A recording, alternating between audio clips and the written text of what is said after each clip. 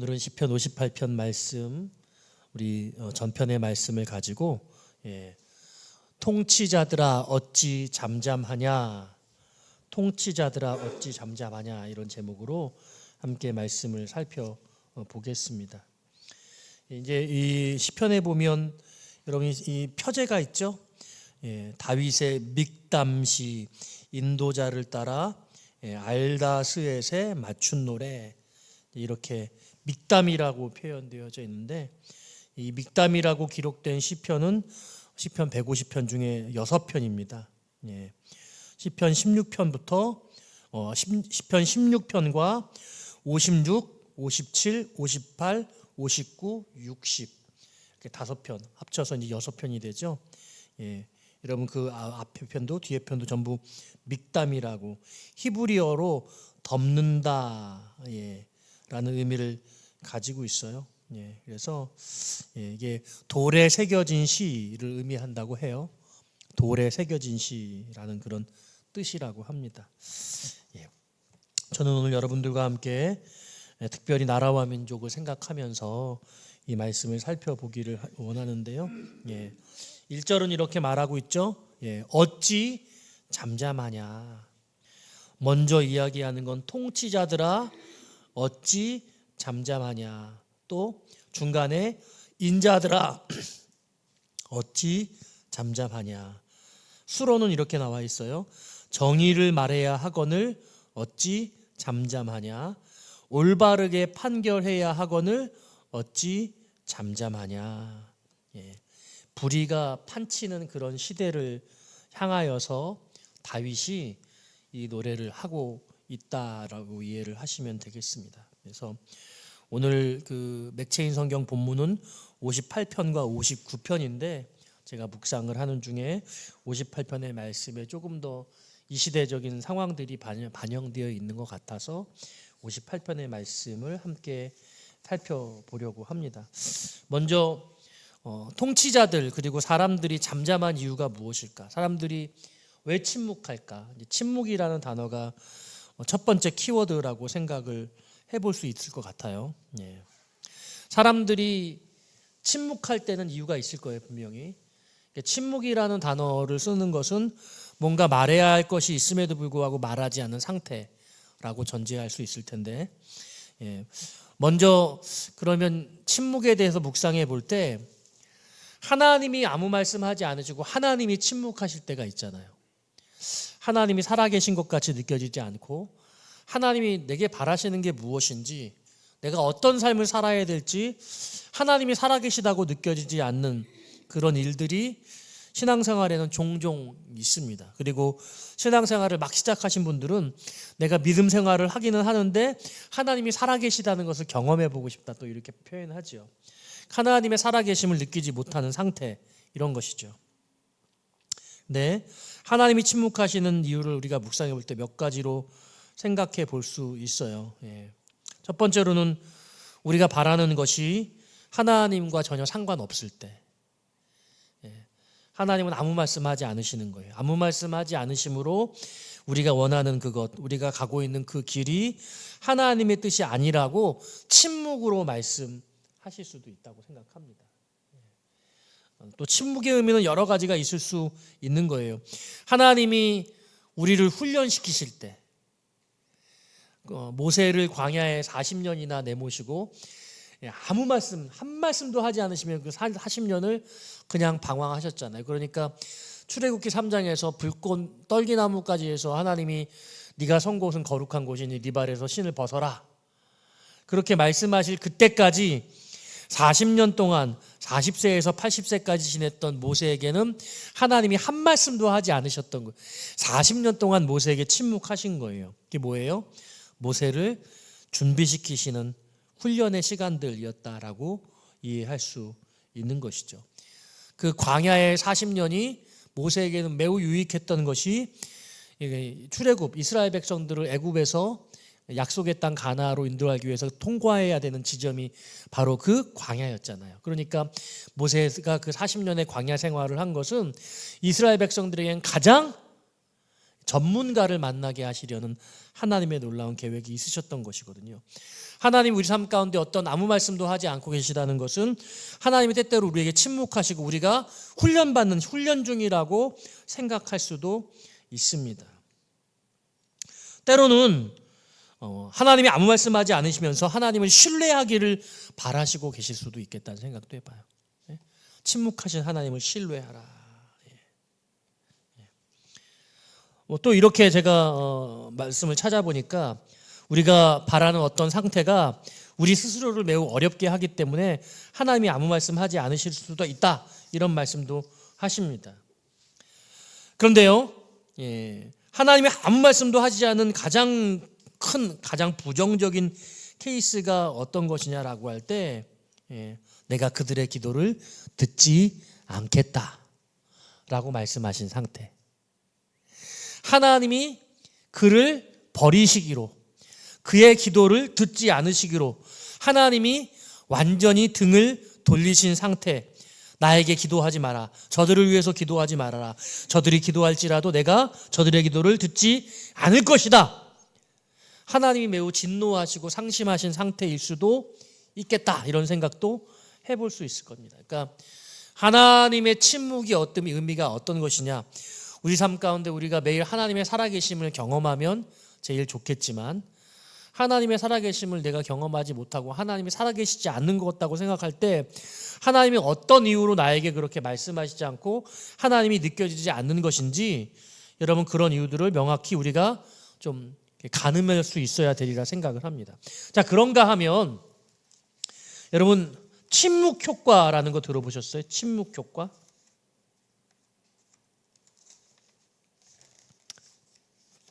침묵 효과라는 게 있대요.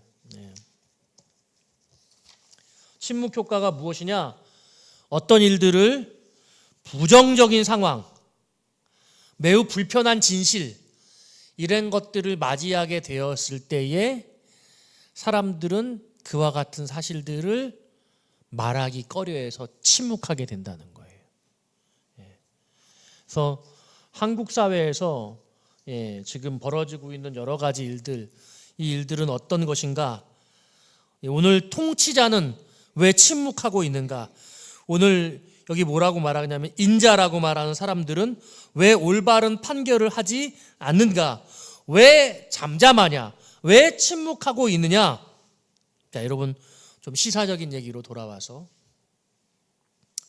요즘에 뉴스만 보면 연일 이런저런 어려운 이야기들을 하고 있는데, 우리 해병대 최상병이 수색을 하는 가운데 죽게 되어지고 그 죽음에 이르게 한 그 이유를 살펴보는 수사의 과정 속에 수사 보고서를 제출하고, 그 수사 보고서를 제출을 한 것들을 다시 지시를 해서 국방부 장관이 멈추게 하고, 이런 과정에서 외압이 있었다는 것들을 알게 되어지고, 그 외압에 대해서 그 일들이 대통령으로 말미암아 이루어진 것이다, 그렇지 않다, 이런 일들을 놓고 대통령께서는 한 말씀도 하지 않고 계시잖아요. 그리고 지금 모든 일들이 진행되는 그 일들의 모든 그 중심에는 대통령이 서 계시다는 것들을 온 나라와 국민들이 다 어느 정도는 느끼고 있는 그런 상황이라고 생각을 합니다. 그래서 보수나 진보나 할 것 없이 이 부분에 대해서 각자 어려움들을 가지고 있고 국민들은 도탄에 빠져 있지 않은가, 저는 요즘의 상황을 그렇게 생각을 하는데, 오늘 본문에서 통치자들에게 왜 잠잠하냐, 너 왜 침묵하고 있냐, 또 인자들, 사람들에게, 이들은 아마 지도층에 있는 사람들이었을 것 같아요. 왜 올바르게 판결해야 하는데 잠잠하냐, 뭔가 권한을 갖고 있고 책임을 가지고 있고 바르게 그것들을 변화시킬 수 있는 그런 사람들은 왜 가만히 있느냐, 왜 어떤 일들이 횡행이 일어나고 있어요? 뭔가 불편한 진실들이 있는 겁니다. 악이 자행되어지고 있어요. 불의가 판치고 있습니다.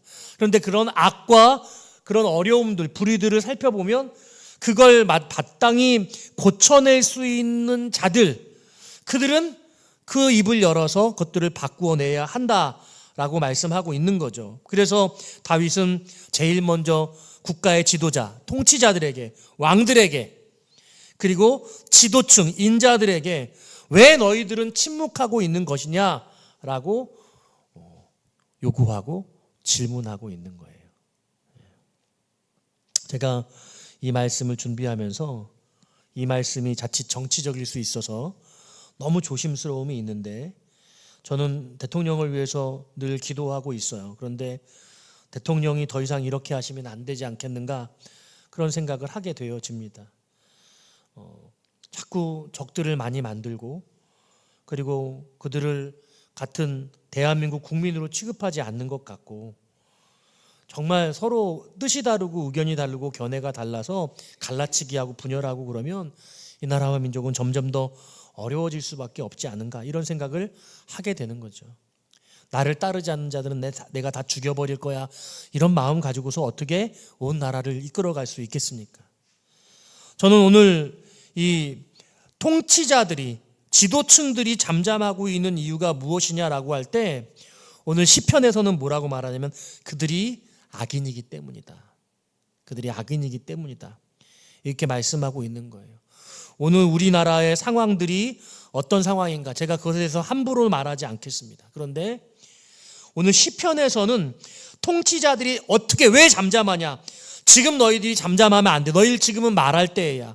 지금은 나서서 의를 위해서, 진리를 위해서 바른 노력을 기울여야 되고 변화를 이뤄내야 되지 않겠어?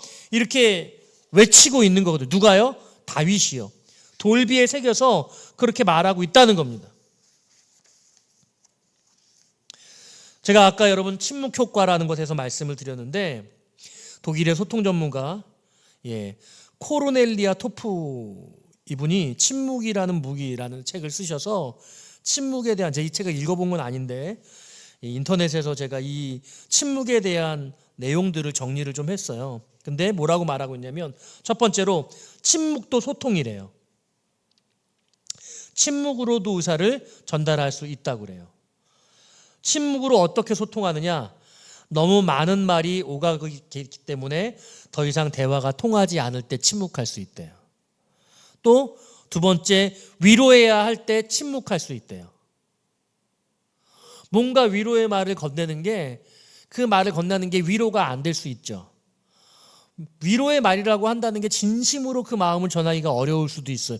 그 순간에 침묵하는 거예요. 짜증나게 하는 사람, 그런 사람에게 말로 대항해 봐야 싸움만 더 깊어질 뿐일 때 침묵할 수 있대요. 그래서 침묵도 소통이라는 것, 우리가 어떨 때는 말을 해야 하고 어떨 때는 말을 삼가해야 하고 어떨 때는 침묵해야 하는 상황도 있다는 겁니다. 이 침묵 전문가가 두 번째로 뭐라고 말하냐면, 즉답은 금물이랍니다.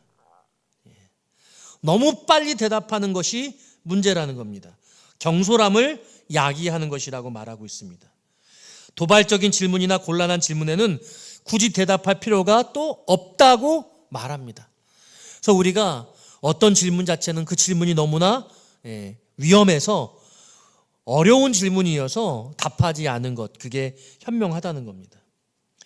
그리고 이 소통 전문가는 뭐라고 말하냐면, 말과 침묵의 황금 비율이 있대요. 침묵이 말보다 3배 더 길으면 된대요. 말보다 침묵이 3배 더 길어야 된대요. 30초 말을 했다면 1분 30초는 입을 다물어야 한다, 이렇게 말하고 있습니다. 우리가 사람과의 대화 속에서도 상대방과 말을 적당히 나누어서 해야 되겠죠. 그러니까 내가 침묵하는 동안에 상대방이 말을 할 수 있게 되어지는 것입니다. 네 번째로는 이 코르넬리아는 스톱 고를 생각하라고 말해요. 말하는 중에도 잠깐 멈추라는 거예요. 때로 말은 너무 빠르기 때문에 내가 무슨 생각을 하는지 정확하게 이해하지도 않으면서 그 말을 하게 되는 경우가 많다는 겁니다. 다다다다 말을 쏘아붙이면 무슨 말을 했는지 상대방도 이해하지 못하고 자기 자신조차 이해하지 못하고 서로 감정만 상하게 되어질 수 있다는 겁니다. 그러므로 말하면서 잠시 멈추고 또 다시 말해서 상대방에게 주의를 환기할 필요가 있다는 겁니다. 꺼내기 어려운 말일수록 간략하게 효과적으로 말하라는 거예요. 다섯 번째로 듣기 싫은 말을 할 때 선별적 침묵으로 대응하라고 말합니다. 비꼬는 말, 불평하는 말, 야단치는 말, 화내는 말, 이럴 때는 공격적 침묵으로 대응할 수 없을 때는 어떻게 해야 할까? 이럴 때는 선별적 침묵을 하라고 그렇게 이야기를 하고 있는 겁니다. 그래서 이 선별적 침묵이라는 게 되게 어려운데 대답이 필요한 할 때에만 반응하는 거라고 말해요. 여러분 쉽지 않은 것 같아요. 이 대화의 기술에서 꼭 필요한 부분일 것 같습니다. 말한다고 스트레스가 다 풀리는 것은 아니라고도 말합니다. 침묵이 어색하다고 억지로 말하지 말래요. 저는 옛날에 그렇게 많이 한 것 같아요. 사람들이 많이 있는데 침묵 조용하잖아요. 그럼 누군가 말을 하기를 바라는데 아무도 말해. 그럼 내가 말을 해. 그러면 그 사람은 의미 없는 말을 하다가 스스로 가치 평가절하될 수 있다는 겁니다. 자, 침묵에 대한 이런 이야기들을 간략하게 책을 여러분께 소개했는데 오늘 이 시편에서는 어찌 침묵하냐, 왜 잠잠하냐, 너희들이 그것이 악인이기 때문이야. 너희들은 악인이야. 침묵하는 자를 악인이라고 규탄하고 있어요. 2절 말씀해 볼까요? 2절 말씀 같이 읽어봅니다. 시작.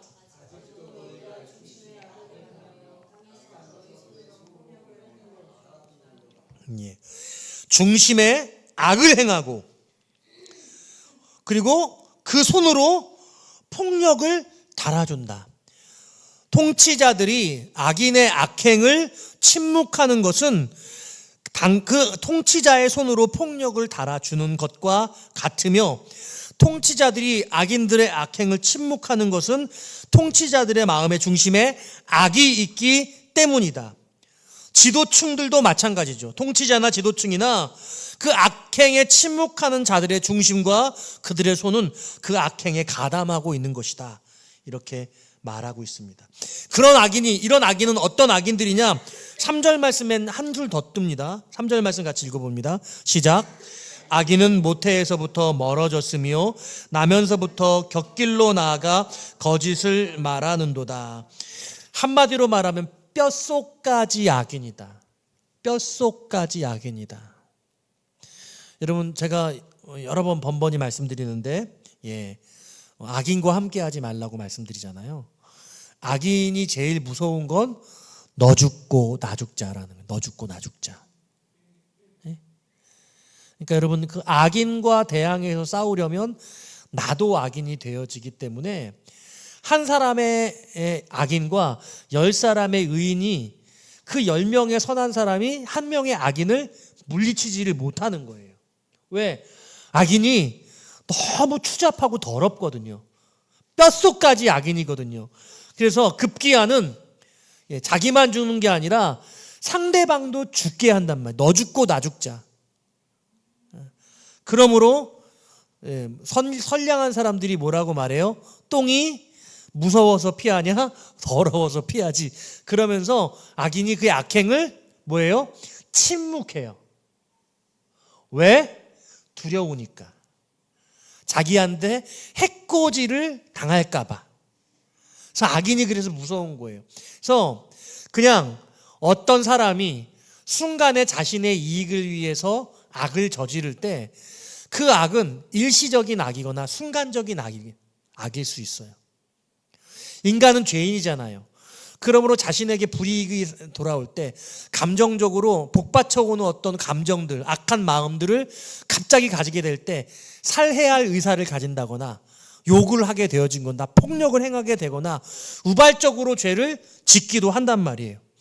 더 나아가서 우발성이 반복되거나 그럼 습관적이 되고 또 어떤 사람들은 그 불의한 것들을 모의하고 계획하고 자기의 이익을 위해서 다른 사람들을 없이 하기도 하는데 처음부터 그랬던 것은 아닌데 사는 게 어렵고 그리고 삶이 너무 불의한 사람들이 주변에 많이 있다 보니 남들도 다 그렇게 하는데 라는 마음으로 그렇게 삶 속에서 환경 속에서 악행을 저지르기도 하는 거죠. 그런데 오늘 본문에 나온 사람들은 이런 사람들이 아니래요. 어떤 사람들이에요? 모태에서부터 악한 사람이에요. 예. 태어나면서부터 곁길로 나온대요. 뭐든지 옳은 것, 정당한 것, 내가 왜 그렇게 해야 되는데, 자기 마음대로 그 악행을 저지르는 악한 자의 삶을 일관하게 되어지는 것이죠. 여러분, 그런 사람 많아요. 우리가 태어나면서부터도 악인인데 태어나 봤더니 우리가 악인의 아들이고 악인의 딸이야. 악인의 자손이에요. 세상을 온갖 악한 방법으로 살아왔던 사람들이 그 자녀들을 가르칠 때 세상을 살아가는 가장 비열하고 악한 방법들, 자기의 일속을 챙기고 다른 사람들이 중요하지 않고 자기만 잘 되는 것을 바라는 그런 악한 사람들, 그런 사람들이 실제로 있다는 거예요. 오늘 다윗은 통치자들이, 인자들이 악한 사람이고 이들이 바로 태어나면서 이렇게 악인으로 태어난 그런 자들이라고 말해요. 그들에 대해서 설명 더하기를 어떤 말을 하냐면, 점점 이게 구체화되고 있는데 4절에 뭐라고 비하냐면, 그들의 독이 뱀의 독 같다고 말해요.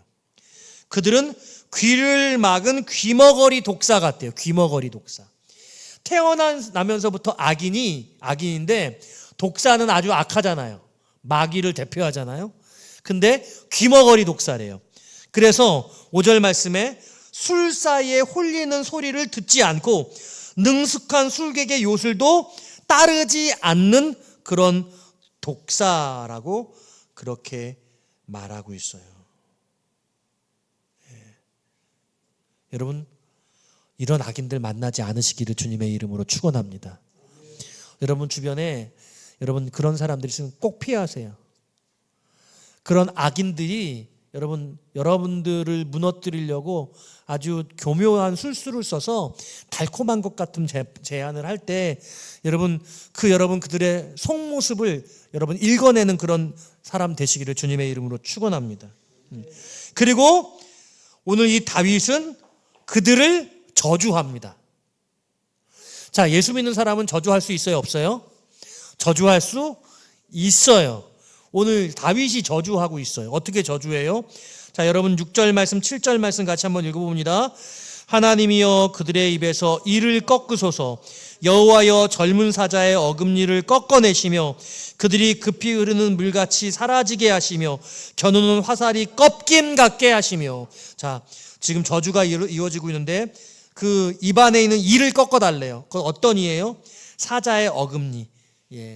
사자가 짐승을 잡을 때 가장 중요한 인물이 이 어금니죠. 이 어금니. 뜯어먹는 이. 그 이를 그냥 부러뜨려 버려달라고, 그렇게 꺾어달라고 그렇게 이야기를 하고 있고요. 그들이 사라져버리게 해달라고, 그 화살이 꺾어지게 해달라고. 자, 8절 9절 말씀도 나옵니다. 8절 9절 읽어봅니다. 소멸하여 가는 달팽이 같게 하시며 만삭되지 못하여 출생할 아이가 햇빛을 보지 못한 같게 하소서. 가시나무 불이 가마를 뜨겁게 하기 전에 생나무든지 불 붙는 나무든지 강한 바람으로 휩쓸려 가게 하소서. 자, 무시무시해요. 저는 8절 말씀이 제일 무서운 것 같아요. 만삭되지 못하여 출생한 아이. 여러분, 만삭이 되어야 출생하잖아요. 우리 혜민자매가 예정일보다 조금 며칠 앞서서 하나님 또 이 땅에 귀한 선물을 주셨는데 건강한 아이를 출산을 했는데, 뭐든지 만삭이 돼야 나오는데 만삭이 안 됐는데 지금 산모의 고통이, 통증이 있는 거예요. 그러면 낳아야 되잖아요. 근데 만삭되지 못해서 산모의 고통 중에 이 아이가 이 산모의 이 자궁 밖으로 나오지를 못하고 그냥 죽어버린 거죠. 뱃속에서 산통하다가 죽어버린 거예요. 야, 저주를 해도 이렇게 무시무시한 저주를. 성경에 이런 저주가 있어요. 예? 여러분, 오늘 뉴스 보니까 리비아에서 댐이 떨어져가지고 댐이 2개가 무너져서 5천 명 넘게 사망자가 발생하고 10,000명 이상 실종됐다고 지금 그렇게 나왔더라고요. 제가 유튜브로 뉴스를 잠깐 봤더니 참 무시무시해요. 대한민국은 그런 걸 상상조차 하지 않았을 거예요. 그렇죠? 인생에는 이런 상상조차 못한 고통과 아픔이 있는 거예요. 다윗이 얼마나 악인을 미워하는지 그 악인들이 이렇게 어떻게 돼달라고요? 소멸하여 가는 달팽이 같게 소멸해달라고. 그 악인들을 소멸해달라고. 소멸이 뭐예요? 불로 태워버리는 거예요. 그래서 이 소멸이란 단어가 9절에서 가시나무 불이 가마를 뜨겁게 하기 전에 생나무든지 불 붙는 나무든지 강한 바람으로 휩쓸려 가게 하소서. 뜨거운 불이 그냥 순식간에 그냥 그들을 휩쓸려서 소멸시켜 주시기를 원합니다. 이렇게 고백하고 기도하고 있는 거예요. 그리고 다윗은 지금 이렇게 고백해요. 10절 말씀 같이 읽습니다. 시작. 의인이 악인의 보복 당함을 보고 기뻐하며 그의 밭을 악인의 피에 씻으리로다. 악인이 피 흘린 그 피에 이 의인이 그 발을 씻는데요. 무시무시해요. 보복 당함을 보고 기뻐한대요. 가장 이 살벌한 표현이 시편 58편에 등장하고 있어요. 실제로 다윗은 어마어마하게 많은 전쟁을 했고 수많은 사람들을 그 싸움에서 전장에서 죽였을 테니 누군가를 죽이고 그 피를 보는 것이 어렵지도 않았을 거예요. 그래서 하나님께서 너는 피를 너무 많이 흘려서 너희 손으로 그 예배당을 성전을 지을 수 없다라고 말씀을 하기도 하셨던 것이겠죠. 어쨌거나 오늘 본문의 말씀을 정리를 해보면 11절 말씀에 사람의 말이 진실로 의인에게 가품이 있고 진실로 땅에서 심판하시는 하나님이 계시다 하리로다. 심판하시는 하나님이 계시다는 것을 보여주기를 다윗은 간절히 바라면서 이 믹담, 이 돌에 이 시편을 새겨놓고 있다, 이해를 하시면 되겠습니다. 악한 사람들의 악한 행실이 만천하에 드러나게 되어지고 하나님이 악인을 보복하시고 그 악인을 소멸하기를, 그들은 가차없이 자비 없이 no mercy 완전히 진멸하게 되어져서 그런 자들은 이 세상에서 존재하면 안 된다. 통치자에게 그리고 지도층에게 왜 잠잠하냐고, 그 악행들을 왜 그렇게 그냥 그곳을 허락하고 두느냐, 그것들은 너희들도 악인이기 때문에 악하기 때문이 아니냐라고 반문하고 있는 것이죠. 여러분, 이 땅에 지금 이 정치가 정상은 아니에요. 이렇게 되어지면 안 된다고 저는 생각합니다. 소속히 여야가 변화가 일어나기를 바라고, 우리 윤석열 대통령께서 부끄러운 모습을 감추고 옛날에 군사정권 하듯이 그렇게 하시는 그런 모습들 이제 보이시면 안 돼요. 그래서 누굴 더 죽이려고 하는 겁니까? 쿠데타를 하듯이 그러시면 안 되잖아요. 점점 이런 모습이 심화되어지고 과격해지고 있는 상황들이 되고, 이러다가 대통령 5년을 채우실 수 있을까 그런 걱정도 됩니다. 잘 그 임기를 채우실 수 있기를 바라고, 지금 국가적으로 너무나 어려운 상황, 지금 금융 상태가 매우 어렵고, 지금 서민들의 이 대출 문제가 심각하고, 경제가 지금 말도 못하게 지금 어렵고 이런 상황인데, 거기에 지금 변화를 가지고 거기에 온 혼신의 힘을 기울여야 할 때인데 정쟁을 일삼고 있고, 좌우로 자꾸 나누어서 다투고, 더 이상 그러지 않았으면 좋겠어요. 그 홍범도 장군 거기 육군 그 사관학교에 있으나 없으나 그게 무슨 차이가 있겠어요. 저는 그렇게 생각해요. 그게 중요하지 않은 것 같아요. 그건. 그래서 이제는 그런 전쟁거리를 만들지 마시고 어떻게 화합할 것인가, 이런 일들을 좀 행해 나가면 좋겠다, 그런 생각을 합니다. 더 이상의 대한민국이 더 분열과 다툼으로 치닫지 않고, 정치권에 있는 악의 모습들, 여야 할 것 없이 정치적인 술수와 모든 죄악들을 하나님이 벌하시고 이걸 씻어내시는 은혜가 저는 있기를 간절히 소원합니다. 그것이 누가 됐던 무엇이 됐던 하나님이 이 땅에 있는 불의한 일에 대해서는 하나님이 심판하시고 바르게 바꾸어 나가시고, 하나님이 그래서 이 땅을 다시 하나님의 의로운 오른손으로 통치하시기를 저는 기대합니다. 누구를 옹호하거나 누구를 함부로 비판할 마음은 없으며, 오직 하나님이 그 일을 이루어 가시기를 저는 소원합니다. 너무 조심스러운 일이에요. 제가 이 성경 말씀이 이 시편 58편 말씀이 저에게 주어지지 않았다면, 이 말씀으로 오늘 본문으로 주어지지 않았다면 제가 굳이 이런 말씀을 전하실 이유도 없습니다. 그러나 이 말씀이 오늘 우리에게 딱 주어졌고 오늘 함께 말씀을 나눌 이 본문에게 주어졌으니 저는 이 말씀을 말씀대로 전하는 것이고, 다윗은 통치자들에게, 지도층들에게 너희들이 어떻게 침묵하고 있느냐, 너희들이 악하기 때문이 아니냐, 하나님은 악인을 미워하시고 나면서부터 악인들은 내가 이렇게 저주한다, 그들을 소멸하기를, 하나님이 그들을 소멸시켜 주시기를 간절히 바라고 원한다, 다윗은 그렇게 선포하고 있는 겁니다. 이 다윗의 선포가 곧 저의 선포이고 믿음 있는 사람들의 선포가 되기를 바라고요. 오늘 한국교회에 있는 많은 목회자들이나 우리 온 교인들이 국민의힘이나 민주당이나 좌우로 치우치지 마시고 하나님께 집중해서 기도함으로 하나님의 공의가 이 땅 가운데 세워지게 되는 역사가 나타나기를 주님의 이름으로 축원합니다.